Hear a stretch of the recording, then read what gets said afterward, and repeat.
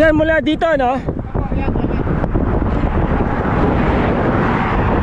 So mula dito, yung nakikita nyo yung may mga vines na yan, mula dyan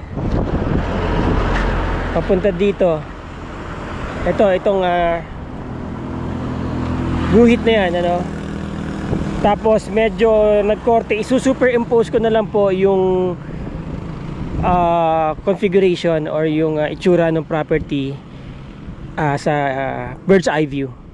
Okay, binibenta po itong property na to. This is 9 hectares. 9 hectares. Apat na titulo.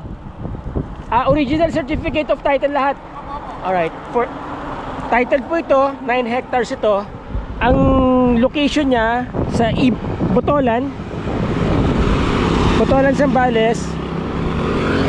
About 5 to 10 minutes nandun na kayo sa Kapitolyo ng Iba. National Highway po yan, ano? Tapos about 5 minutes nandito na kayo sa munisipyo ng Botolan. Alright, ang gaganda ng mga ano dito, puno, ayan, oh. Yan, famous tong mga acacia tree na to dito sa Botolan, eh. Okay, ito po yung binebentang property pala yan. Hanggang dun po yan. May kabilang kalye po. Ang tawag sa kalye na yon ay, anong kalye yon? Felix Manalo.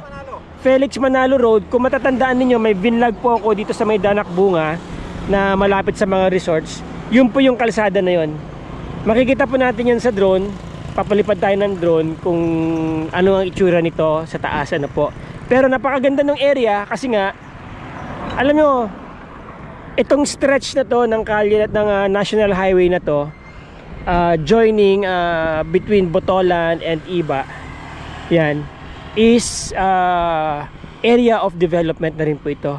Darating ang panahon, magiging highly commercialized or commercialized na rin yung area na to, ano.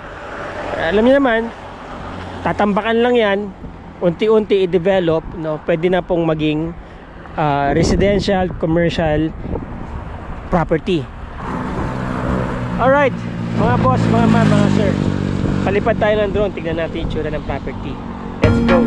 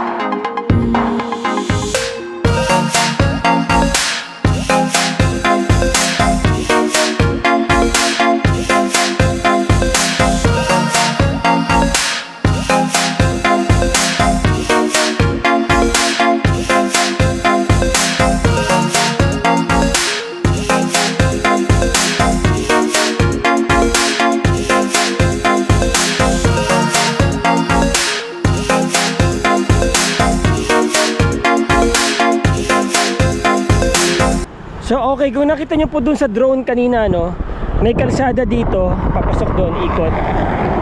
Tapos may kalsada doon, Felix Manalo Street. Yan, yung kalsada na yan. Palabas yan doon sa Iglesia ni Cristo. And then kapag kumaliwa kayo o kumanan kayo doon, papunta na po kayo ng munisipyo ng Botolan. Pag kumaliwa kayo, papunta kayo dito. Papunta na po ito ng Iba, Zambales. Yun. Mga about 5 minutes from here, nasa Iba na kayo. So again, ang kanyang frontage mula doon hanggang dito. Ito. Recap po tayo. Ang property ay 9 hectares. Mula doon, dire-diretso. Selling for 1,600 per square meter. Ang frontage niya ay 40, around 40 meters, no? Yung haba niya, mahaba talaga. Hindi ko na masukat kasi iba po yung korte niyan. Hindi siya diretso. May mga corners pa po diyan, ano. Para siyang nag-cross, no, nag-cross yung property. All right. Selling for 1,600 per square meter. So that is 144 million pesos. Okay? Someday pwede na ito maging commercial area dahil marami na pong dumadaan. National highway po yan from Iba going to Manila. Alright? Again, maraming salamat po sa inyo mga ma'am, mga sir, mga boss. Salamat sa inyong oras.